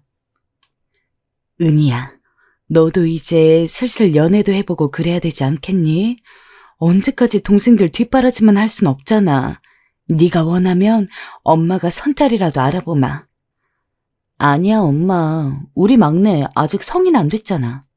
내 동생들 다 스스로 먹고 살 수 있을 때 그때 연애도 하고 내 삶 갖고 싶어. 지금은 아니야. 또 당장 누군가를 만나고 결혼하고 싶지도 않고. 부모님의 걱정은 충분히 이해가 됐지만 어머니의 제안도 정중하게 거절을 했죠. 참 다행스럽게도 동생들은 모두 올곧게 자라주었습니다. 그렇게 하나둘 동생들이 자라서 학생이던 막내 역시 성인이 되어서 각자의 삶을 살아갈 쯤이 되니 저는 어느새 30대 후반을 바라보고 있었습니다. 딱히 나이 앞자리가 바뀌는 것에 대해서 한 번도 생각해 본 적이 없었는데, 아니, 정확히는 생각을 해볼 겨를이 없었는데, 이제 저도 마음의 여유라는 것이 생기다 보니까 새삼 내가 벌써 40이 다 되어가는 건가 싶더라고요. 내가 벌써 40이 되었다니까 갑자기 너무 싫은 거 있지? 이미 많이 늦기는 했지만 나도 가정 꾸리는 것까진 아니라 한들 최소한 남자 만나서 사랑도 받아보고 사랑도 해주고 연애다운 연애를 하고 싶다는 마음이 들어. 그럼 소개팅 한번 받아봐, 은희야. 결국 친구에게 고민을 털어놓았더니 친구가 기꺼이 남자를 소개시켜줬어요. 안녕하세요. 오늘 소개팅하기로 한 훈석 씨 맞으시죠? 김은이라고 합니다. 아, 네, 안녕하세요. 앉으세요. 그 친한 친구의 주선으로 나간 첫 소개팅에서 만난 남자랑 잘 될 거라고는 전혀 생각하지도 않았는데 참 신기하게도 당시 소개팅에서 처음 본 남자는 저랑 이모저모 통하는 게 많았습니다. 그러다 보니까 자연스럽게 연락도 많이 하고 어느새 별다른 이야기는 없었지만 자연스럽게 손을 잡고 사귀고 있게 되었죠. 남자는 저보다 5살이 많았습니다. 그러나 애초에 만나는 사람의 나이는 별로 신경 쓰지 않았고 한편으로는 저보다 나이가 많아서 그래도 조금 더 사회 돌아가는 것도 알고 제가 배울 것도 있는 사람이었습니다. 게다가 나이 때문인지 아니면 그 이상으로 성숙한 탓인지 아빠 같은 푸근함이 있다는 것도 마음에 들었죠. 다만 저나 그쪽이나 나이가 나이다 보니 사귄 지 그렇게 오래 지나지 않아서 결혼에 대한 이야기를 진지하게 나누게 되더라고요. 딱히 언제 결혼하자고 이야기한 것도 아닌 상황에서 저희는 부모님에게 인사를 드리기로 했어요. 우리 은이랑 결혼을 생각하고 있다고? 세상에 이렇게나 반가울 수가. 그래, 얼른 날 잡고 식 올려야지. 아이고, 세상 살다 보니 이런 날이 오는구나. 정말 이 아버진 눈물이 날 것 같다. 엄마, 아빠, 이 사람도 있는데 부끄럽게. 당연히 저희 부모님은 평생 노처녀로 살다가 갈 줄 알았던 첫째가 결혼할 사람이라고 남자를 데려왔으니 쌍수를 들고 환영했죠. 물론 저희 부모님이 아무리 제 결혼을 바랬다고 하더라도 남자라고 해서 다 좋았던 것은 아닙니다. 처음 남자친구를 데려갔을 때 이것저것 질문도 하고 물어볼 것도 물어본 뒤 부모님 선에서도 남자친구가 합격점에 들었던 거겠죠. 남자친구도 사실 인사드리러 가기 전에는 내가 나이도 많고 해서 너희 부모님이 마음에 들어 하실까 싶었는데 그래도 너그럽게 허락해 주셔서 정말 다행이다. 라고 말했고요. 하지만 문제는 시댁이었습니다. 제 기준에서는 예상 외의 복병이었습니다. 시댁에 인사드리러 가기 전에 남자친구는 우리 부모님은 내가 하루빨리 결혼하길 원하시는 분들이라 분명 별 반대 없을 거야. 라고 이야기했거든요. 확실히 시아버지는 그럭저럭 저를 마음에 들어하는 것 같았습니다. 하지만 시어머니는 아니었어요. 현관에서부터 저를 위에서 아래로 훑어내리고 누가 봐도 탐탁치 않고 마음에 안 든다는 표정으로 저를 보시더라고요. 순간 움츠러들었지만 처음에는 착각일 거라고 애써 저를 다독였습니다. 그러나 이야기를 하면 할수록 시어머니가 저를 마음에 안 들어 한다는 것은 기정사실이 되었죠. 그것도 다른 이유가 아니라 제가 시어머니가 보기에 뚱뚱하다는 것 하나만으로요. 당시 제가 160cm에 60kg 정도 나갔습니다. 요새 젊은 사람이든 저랑 비슷한 동년배이든 자기 관리 열심히 해서 마르고 날씬한 사람들 많은 건 잘 알고 있습니다. 그러나 저랑 비슷한 몸무게를 가진 사람을 보신 분들은 아시겠지만 절대 뚱뚱하다고까지 이야기가 나올 정도는 아니거든요. 나는 자기 관리 못하는 여자랑은 우리 아들 결혼 못 시켜. 미안한데 돌아가줬으면 좋겠네. 은희 양은 어떻게 생각할지 모르겠지만 난 관리 안 하는 여자는 게으르다고 생각해요. 게으르면 어떻게 되겠어요? 생활력도 없을 거고 그냥 남편이 벌어오는 돈 받으면서 살지 않겠어요? 난 집에서 여자가 그러고 있는 거 꼴불견이라고 생각하는 사람이거든. 은희 씨가 이런 날 이해해줘요. 아무튼 허락 못하니 그리 알고. 너무 황당했습니다. 살이 쪘다고 자기관리를 못한다니. 그래서 제가 남편 돈을 축낸다니요. 이게 대체 뭔 논리일까요? 귀로 듣긴 했다만 제가 들은 게 정녕 말인지 막걸리인지 의심이 되더군요. 물론 당시 봤던 시어머니는 열심히 운동을 하고 관리를 하시는지 나이가 나이인데도 불구하고 정말 세련된 스타일이었습니다. 하지만 그래서일까요? 그냥 평범하거나 통통한 정도에 불과한 저도 시어머니 눈에는 차지 않았겠죠. 당연히 남자친구도 이런 상황을 예상하지 못한 건지 당황해했습니다. 시아버지도 제 편을 들어준다고 저게 뭐가 뚱뚱해. 그냥 평범한 정도지. 라고 이야기했으나 시어머니는 요지부동이었습니다. 제가 살이라도 빼지 않으면 절대로 남자친구와 결혼을 시켜주지 않을 기세였죠. 덕분에 평생 살면서 한 번도 해본 적 없는 다이어트를 결혼 허락받기 위해서 해봤습니다. 원래 나이 들수록 살도 안 빠지고 이미 제 나이가 되었을 때 쪄있는 살은 굉장히 예전부터 쪄있던 살이기 때문에 빠지기 어려운 게 일반적이거든요.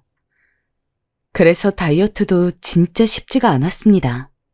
하지만 이를 악물고 일하고 남은 시간에 헬스장 다니고 집에서 운동도 하고 식당도 죄다 풀떼기로 바꾸면서 어떻게든 빨리 결혼 허락을 받겠다고 한동안 다이어트에 매진했습니다. 여러분, 혹시 몇 달간 다이어트 식단으로 살아보셨나요? 전 닭가슴살이랑 샐러드, 고구마 외엔 아무것도 먹지 않고 하루를 보냈는데 정말 생지옥 그 자체였습니다. 직장일이 좀 고단한 편이어서 간식 같은 걸 챙겨 먹어야 힘도 날 텐데 매일 풀떼기만 먹고 있으니 저절로 사람이 헬스케지더라고요. 거기다 직장 끝나면 그 힘든 운동을 2시간, 3시간 하니 침대에 머리를 눕히면 바로 기절을 하곤 했습니다. 사무실 직원들은 제가 이러다 죽는 게 아니냐며 우스갯소리를 던지곤 했죠. 미안해, 우리 엄마 때문에. 혹시라도 힘들면 중간에 그만둬도 되니까 절대 무리하지 마. 알았지? 걱정하지 마. 당시 남자친구는 제게 특히 미안해했지만 뭐 어쩌겠어요. 제가 선택한 거. 그래도 이왕 이렇게 된 거 살도 빼고 건강해지자는 마음으로 더 매진했습니다. 그 덕분에 약 2달 정도 만에 10kg을 빼서 50kg이 된 상태로 시댁을 다시 한번 찾아갔어요. 살을 빼긴 한 것 같네. 전보다 조금 낫긴 하네. 전엔 살이 투덕투덕해서 보기가 영 싫지만 이제 볼만은 한 것 같네. 뭐 어쨌든 알겠어요. 내가 원하는 대로 은희 씨가 맞춰줬고 살도 빼왔으니 앞으로 지켜볼게요. 지켜본다는 말씀은 결혼 허락해 주시는 건가요? 허락은 허락인데 살이라는 게 언제든 찔 수 있는 거니까 늘 신경 써요. 나도 신혼집 왕래하면서 지켜볼 거니까 여자한테 자기 관리는 필수니까 잊지 말고. 왕래요? 네. 엄마, 우리 결혼 허락해 주는 거죠? 고맙습니다, 엄마. 다행이다. 남자친구는 옆에서 속없이 기뻐했지만 전 그닥 좋지 않았어요. 힘들게 빼왔건만 하는 말이 앞으로 지켜볼 거다, 안 그럼 이혼이다 하는 기세로 말하는 게 기분이 나쁘기도 했고 영 불안하기도 했어요. 자기야, 어머님이 정말 나 살찌나 안 찌나 지켜본다는 건 아니겠지? 에이, 그럼 당연하지. 신혼집도 어차피 엄마 집에서 먼 데서 구할 거야. 걱정하지 마. 그래, 다행이다. 아깐 정말 떨렸어. 남편이 걱정 말라며 신혼집은 무조건 시댁에서 떨어진 곳에서 하자길래 그제야 좀 안심을 했습니다. 하지만 동생들은 제게 모두 결혼하지 말라 난리였어요. 아니, 언니, 살 빼와야 결혼 허락해준다고 해서 정말 살을 뺐다고? 언니, 예비 시어머니 너무하신 거 아니야? 아니, 무슨 그런 걸로 결혼 허락이니 많이. 제정신이야? 언니, 그런 집안은 결혼해도 시집살이 엄청 시킬 것 같아. 그래, 맞아. 언니, 그 남자 정말 좋아하는 거 아니면 그냥 결혼하지 마. 이 얘기를 들었을 땐 그 누구도 사실 이 결혼을 응원해주지 못했습니다. 직장 동료든 친구든 동생이든 모두 이상한 눈으로 시댁을 받고 제 시댁살이를 걱정해주더라고요. 주변에서 하도 난리니 저도 솔직히 고민이 되긴 했습니다. 예비 시어머니 행동이 정상은 확실히 아니었으니까요. 하지만 그럼에도 불구하고 한 번 더 제가 기함을 한 일이 있었는데요. 어느 날 예비 시어머니가 잠깐 백화점에 가자고 하더라고요. 백화점이요? 내가 뭐 살 게 있어서 말이다. 일 끝나면 나오거라. 결혼도 안 한 사이인데 예비 시어머니는 거의 저를 이미 편하게, 너무 편하게 대하시고 계셨죠. 제가 일 끝나고 헐레벌떡 나가자 시어머니는 시계를 한번 보더니 얼른 들어가자고 하더군요. 그때부터 예비 시어머니의 폭풍 같은 쇼핑이 시작되었습니다. 솔직히 평소 쇼핑 좋아하지도 않고 돌아다니는 것도 귀찮아하는 편인데 옆에서 이 옷이 어떤지 봐달라, 저 옷은 어떠냐, 죄다 비슷한 옷을 몸에 맞추며 물어보시니 너무 피곤스러웠죠. 쇼핑이 끝나고 나서야 예비 시어머니가 다음에도 같이 오자고 하는데 상상만으로도 너무 끔찍해서 머릿속으론 다음엔 아파서 못 간다고 해야겠다 고 생각하고 있었습니다. 그런데 갑자기 예비 시어머니가 택시를 잡는 도중 그러더라고요. 내가 오늘 지켜봤는데 네가 돈을 잘 쓰지 않더구나. 그 점이 아주 마음에 들었어. 합격이다. 네? 합격이요? 내가 너 테스트 한번 해본 거야. 네가 예쁘게 돈 쓰나 안 쓰나 보려고 말이다. 명품 이름도 잘 모르고 하는 걸 보니 정말 우리 아들 말처럼 검소하긴 한가 보구나. 아무튼 오늘 즐거웠다. 난 가마. 예비 시어머니가 저렇게 말하곤 택시에 타 집으로 사라지는데 순간 멍했습니다. 그러니까 전 그날 시어머니 시험을 당한 거고 저도 모르는 사이 합격을 한 거였죠. 웃기지 않나요? 따라가 달라 해서 따라가 줬더니 알고 보니 그게 제가 사치를 하나 안 하나 하는 시험이었다는 게. 솔직히 기분이 너무 나빴습니다. 그래서 남자친구에게 이 일을 다 털어놓았고 남자친구도 한숨을 쉬며 자기 엄마가 좀 철없는 데가 있으니 이해해달라 하더라고요. 아무리 철이 없어도 그렇지 철없는 건 10대, 20대라도 되어야 귀엽게 봐줄 수 있는 거 아닌가요?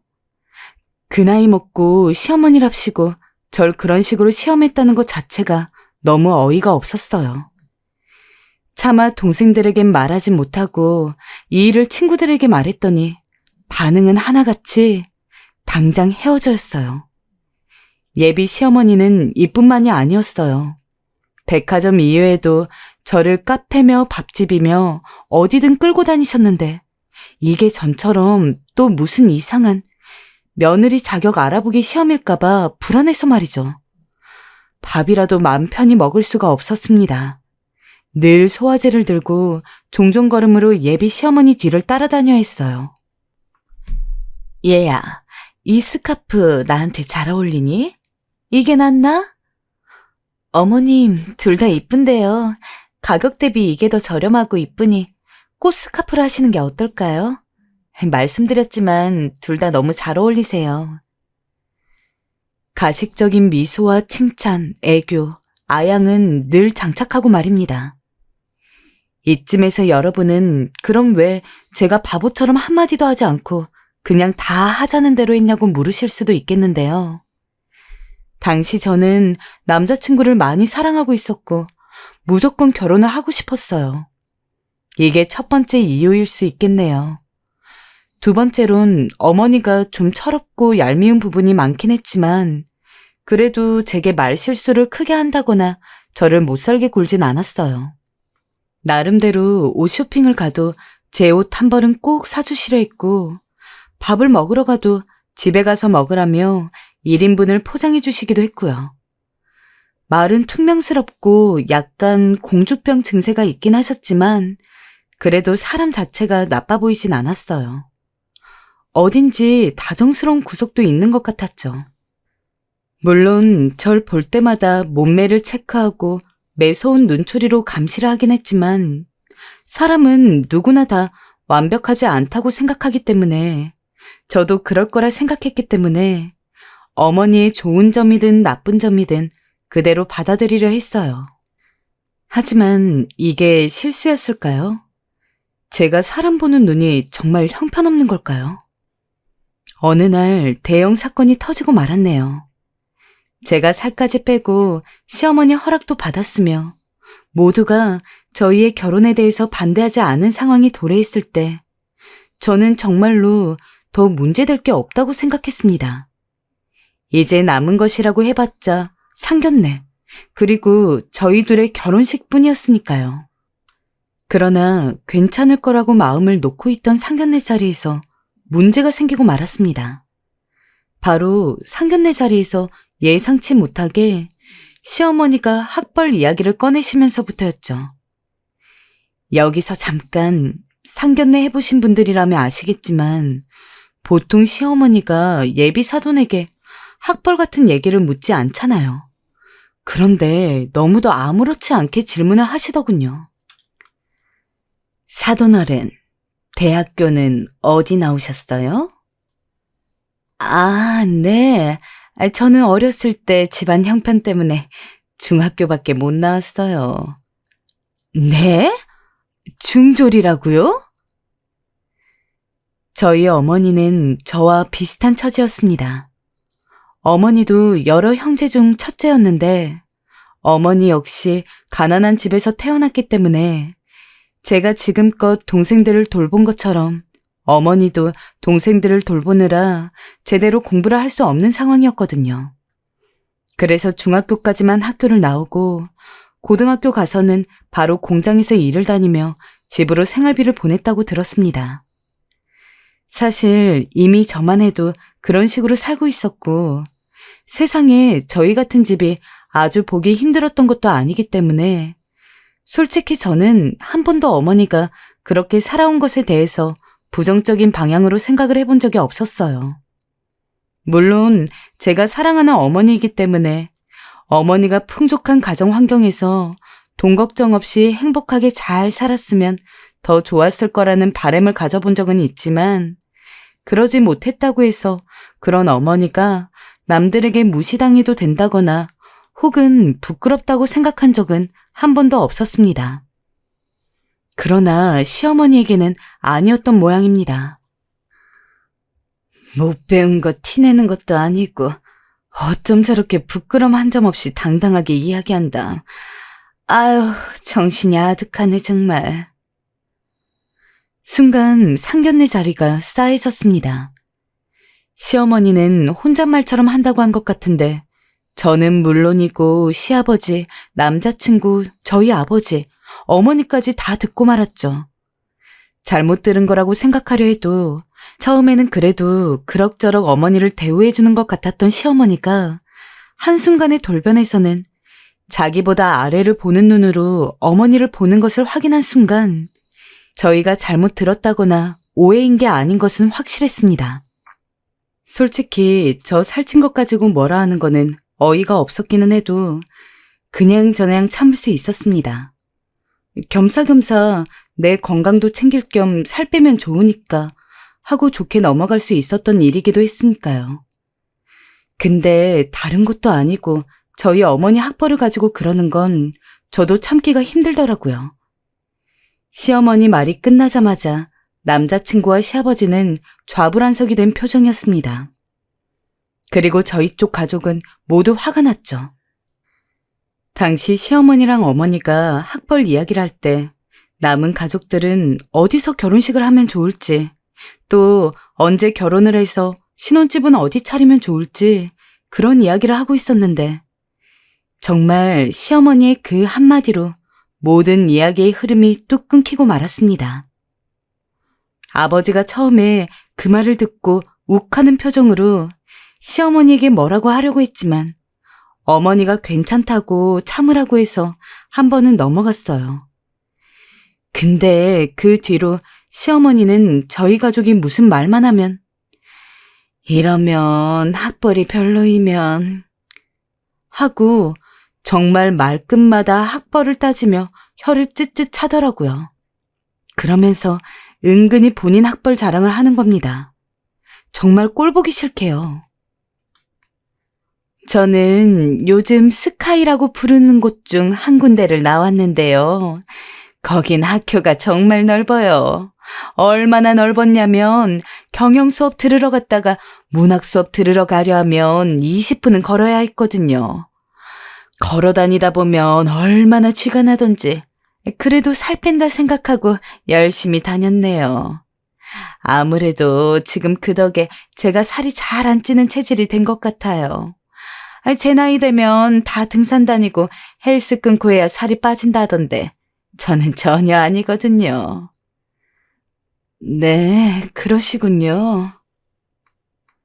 저희 어머니 표정은 더 떨떠름해졌습니다. 이런 저희 어머니 반응에도 불구하고 시어머니는 계속 주절주절 이야기를 늘어놓으셨어요. 나 좋아하는 남학생들이 얼마나 많았는지 지금 들으면 사돈 어르신도 알실 만한 기업 아들이 저를 그렇게 쫓아다녔어요. 제가 우리는 집안 수준이 달라서 안 된다고 그리 말했는데도 괜찮다면서 자기는 절 너무 좋아한다고. 지금 생각하면 참 웃음이 나요. 아무튼 대학을 나오니까 이렇게 할 말도 많고 추억도 많더라고요. 그때는 힘들었어도 지금 생각하면 다 추억이에요. 근데 사돈은 대학은커녕 중졸이니 추억이 정말 없으시겠네요.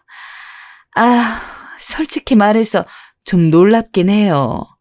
제 주변에 중졸이 별로 없기도 하고 사실 상상치도 못했던 이야기라.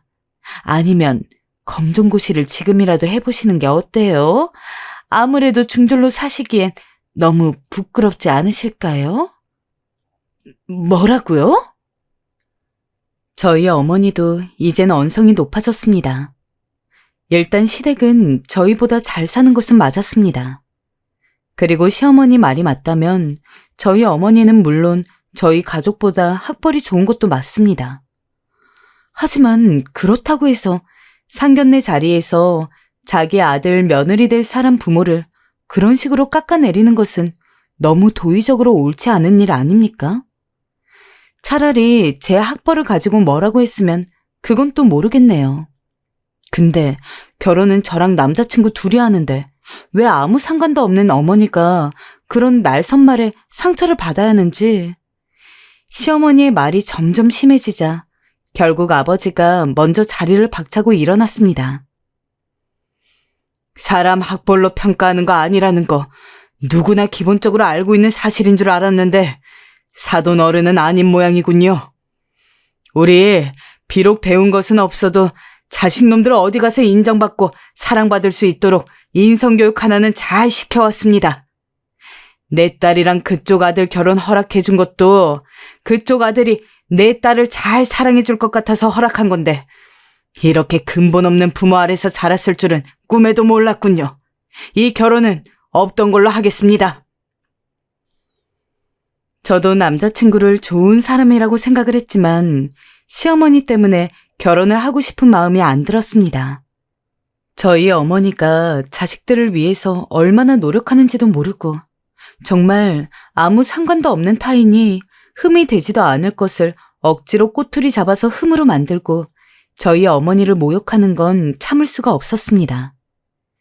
그래서 당황하며 말리는 어머니 손을 잡고 일어나서 아버지와 같이 셋이 상견례 자리를 나왔습니다. 네 남자친구 될 리는 좋은 사람 같았는데 애미 된 사람이 보통이 아니구나. 어디서 저런 말을 아무렇지 않게 씨부리고 있어. 아주 요절을 내주고 싶었는데 참았다. 아버지는 화가 난다고 씩씩거리며 시어머니 욕을 했죠. 어머니는 괜히 본인 때문에 제가 결혼을 못하는 거라고 생각이 들었는지 착잡한 얼굴이었습니다. 그러나 저는 그런 어머니한테 말했어요. 제가 남자친구를 좋아하는 것도 맞고 결혼하고 싶다고 생각했지만 평생 얼굴 보고 살 시어머니가 저렇게 어머니를 모욕하는 꼴은 죽어도 못 본다고요. 그래서 집으로 돌아오는 길에 남자친구한테 헤어지자고 문자를 보냈습니다. 당신이 정말 괜찮은 사람이라고 생각해. 어떻게 보면 나한테 과분하다고 생각하고. 하지만 당신 어머니가 그렇게 나오는 이상 나 절대로 당신이랑 결혼 못해. 결혼은 물론이고 연애도 마찬가지야. 나한테 뭐라 그러는 거였으면 이해할 수 있었는데 우리 엄마한테 그러는 건 자기 어머니가 심했다는 거 자기도 알 거야. 그러니까 우리 더는 만나지 말자. 그동안 고마웠어. 제 문자를 받는지 남자친구한테서 전화가 오긴 했지만 저는 받지 않았습니다. 그리고 당연히 그대로 끝났을 거라고 생각을 했죠. 하지만 남자친구는 저와 헤어질 수 없다면서 허구한 날 저희 집으로 찾아왔습니다. 처음에는 아무리 결혼까지 생각했었다고 하더라도 그렇지 이렇게 헤어졌는데 어떻게 이렇게 막무가내로 찾아와? 라면서 남자친구를 뭐라고 하던 아버지도 남자친구가 주기적으로 저를 만나기 위해서 찾아오고 그러니까 이쯤 되면 한 번 정도는 이야기를 들어봐도 되지 않을까? 하고 안쓰러워하셨습니다. 물론 남자친구한테 헤어지자고는 했지만 마음이 바로 식었던 것은 당연히 아니에요. 애초에 결혼을 이런 식으로 깨게 된 것도 남자친구 때문에 아니었으니까요. 하지만 아무리 생각해도 지금 제가 순간 마음이 약해져서 남자친구랑 이야기를 해서 어찌저찌 다시 사귀고 그 뒤로 재차 결혼까지 생각을 해본다고 해도 시어머니가 기본적으로 마음을 바꾸실 사람이 아니었기에 저희 가족은 분명히 또 상처받는 일이 생길 거라는 게 확실했어요. 미래가 안 보이는데 희망 고문하는 게 더 나쁘잖아요. 그렇기 때문에 절대 만나주지 않았습니다. 그러기를 한 달이었나요? 이제 남자친구도 더 이상 찾아오질 않길래 이제는 포기했나 보다 싶었습니다. 근데 그날 부모님이 일을 하고 집에 들어오셨는데 두 분 다 웃음기 가득한 얼굴 표정으로 귀가하시더라고요. 무슨 재밌는 일이 있었나 싶어가지고 부모님한테 물어봤습니다. 오늘 뭐 좋은 일 있으셨어요? 왜 이렇게 두 분 다 웃으면서 들어오세요? 아니, 그게 말이다. 오늘 네 남자친구였던 애가 찾아왔거든. 저희 아버지 어머니는 같은 곳에서 일을 했습니다. 그렇기 때문에 출근도 퇴근도 시간이 똑같아서 늘 함께 나가고 함께 돌아오시곤 했는데 오늘 저희 부모님이 일하는 곳에 남자친구가 찾아간 모양인가 보더라고요. 처음엔 화가 났습니다. 남자친구 입장에서 저랑 그만큼 결혼을 하고 싶다는 마음은 알겠는데 아무리 그래도 그렇지 어떻게 저희 부모님한테 직접 찾아가나 싶어서요. 부모님도 저랑 비슷하게 처음에는 그리 마음에 들지 않았다고 합니다. 근데 남자친구가 꺼낸 말에 정말 웃지 않고는 배길 수 없었다고 하셨죠. 저희 어머님이 학벌 콤플렉스가 있습니다. 그때 스카이라면서 이야기를 했지만 사실 저희 어머님은 초등학교밖에 못 나오셨습니다. 스카이 대학교를 나왔다 하면서 중졸인 저희 어머니를 그렇게 무시했던 시어머니가 사실은 초졸이라니. 그 말을 듣는 순간 저도 배꼽 잡고 웃을 수밖에 없었습니다. 물론 초졸이든 중졸이든 대졸이든 다른 사람을 그렇게 대놓고 학벌 가지고 무시해서는 안 되는 게 맞지만 솔직히 저희 어머니 학벌 안 좋은 사람이 마치 그 학교를 나온 것 마냥 거짓말까지 치고 그랬다는 게 어이가 없고 우습더라고요.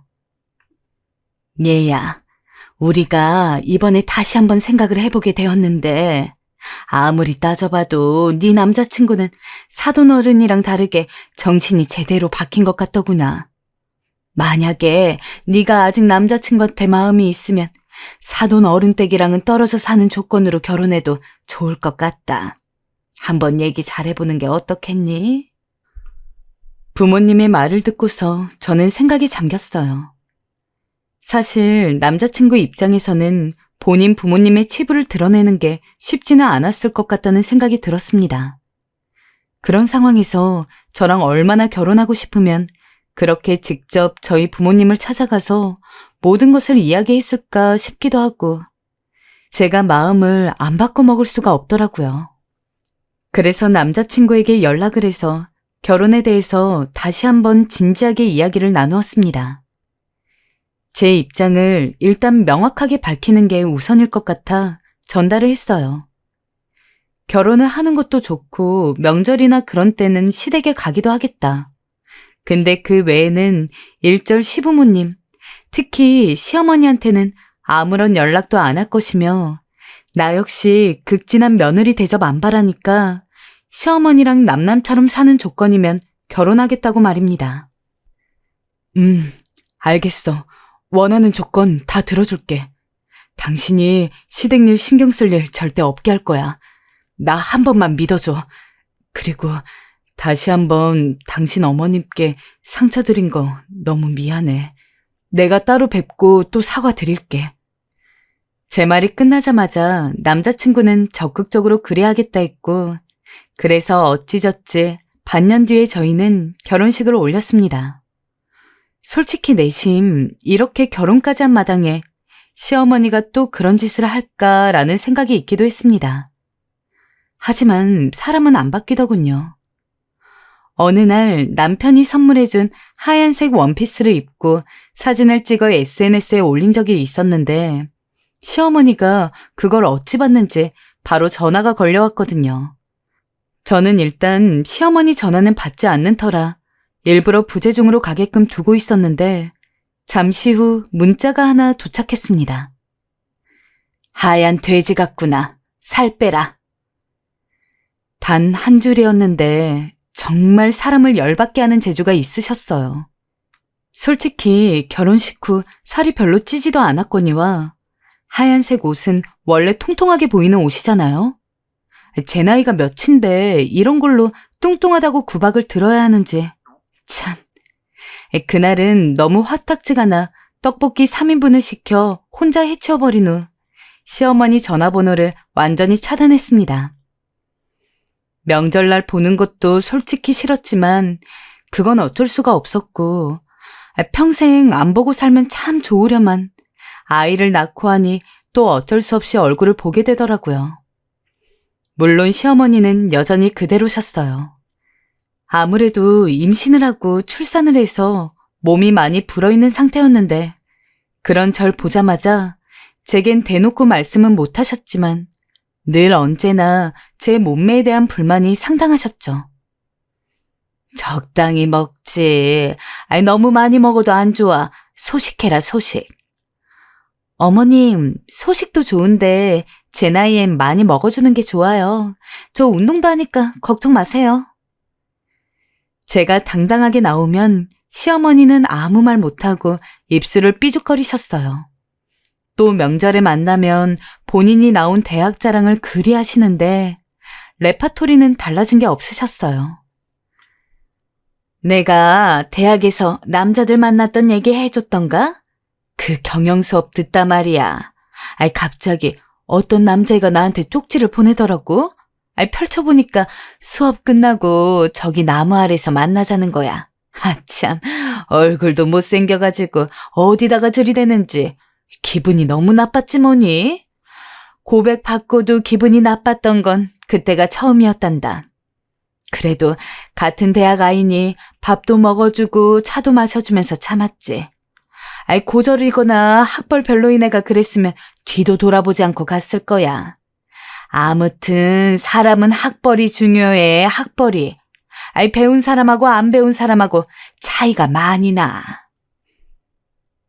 그런데 가끔은 그 거짓말이 너무 웃겨서 웃음을 참느라 혼이 났습니다. 내가 왕년에 말이야. 하고 시작되는 말들을 듣다 보면 저도 모르게 웃음이 터져 시어머니를 정색하게 했거든요. 그땐 세상에서 정말 가장 슬픈 생각을 하며 허벅지를 꼬집어가며 참아야 했어요. 정말로 시어머니 앞에서 웃음 참기는 최대의 고난이었습니다. 아, 그리고 전 시어머니가 가자는 쇼핑이며 밥집이며 모두 칼같이 거절했습니다. 한번 받아주면 끝도 없이 받아줘야 하고 그럴 마음이 애초에 없었으니까요.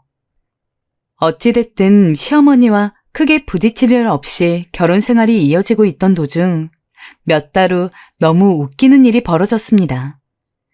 남자친구가 저희 부모님을 찾아와서 본인 학벌을 다 까발렸다는 것을 시어머니는 몰랐죠. 저희 첫째 아이 돌잔치 날 시댁 식구들과 시댁 식구 쪽 친척들이 다 같이 모이는 자리가 있었어요. 돌잔치이니 사람들 맞이하느라 정신도 없고 바쁜 와중이었는데 저희 어머니가 무슨 얘기를 하다가 유명한 국회의원 이름이 생각이 안 나셨는지 뭐였더라 하고 계셨어요. 누구지? 대선 토론에 한번 나왔던 사람인데 삐쩍 마르고 안경 쓰고 아이고 나도 나이가 들었나 깜빡깜빡하네. 그런데 그걸 가만히 보고 계시던 시어머니가 그 자리에서 혼잣말로 그러더군요. 중절은 다 이렇게 생각이 짧나? 아휴. 라며 또 혼잣말을 하더라고요. 아주 혼잣말이 습관이 된 사람입니다. 그것도 뭔 다 들리게 혼잣말을 하는지. 아무튼 그래서 전 그 자리에서 저도 참지 않고 이야기를 했습니다. 어머님, 이제 좀 그만하세요. 저희 다 알아요. 어머니가 그때 스카이 대학교 나왔다고 했지만 사실 초등학교 졸업만 간신히 했다는 거. 중학교도 못 나왔으면서 왜 중학교 졸업한 저희 어머니한테 뭐라 그러세요? 뭐? 시어머니가 아무 말도 못하고 새빨갛게 얼굴이 달아오르는 꼴이 아직까지도 기억이 납니다. 게다가 시어머니가 초졸이라는 걸 시아버지나 남편 빼고는 아무도 몰랐는지 시댁 식구들 사이에서 웅성거림이 들리더라고요. 확실하진 않았지만 아마 저희 어머니한테 하는 모습을 보았을 때 평소에도 본인이 스카이 대학교 나왔다면서 한껏 뻐기며 남들은 무시했을 게 저절로 상상이 되었습니다. 처음에는 화기애애한 분위기로 시작했던 모임이 흐지부지 됐고 시댁 식구들 쪽 친척들은 눈치를 보다가 가봐야겠다며 하나 둘 일어나 집을 빠져나갔습니다. 그리고 시어머니는 그런 모습에도 입 꼭 다물고 아무 말도 못하시다가 결국 먼저 방에 들어가서는 저희 부모님이 집에 갈 때까지 나오지도 않았죠. 지금은 저희 부모님 봐도 학벌에 대한 얘기 일절 안 하고 최대한 대화를 하는 일이 없도록 말을 아끼고 있습니다. 그런 시어머니를 보니 얼마나 꽃인지.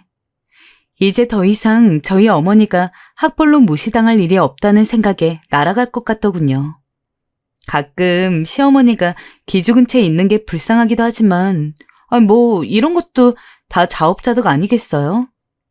여러분들도 학벌 같은 걸로 남 무시하지 마세요. 정말 그것만큼 치졸한 일이 없으니까요. 지금까지 사연 들어주셔서 감사하고요. 다들 건강 조심하세요.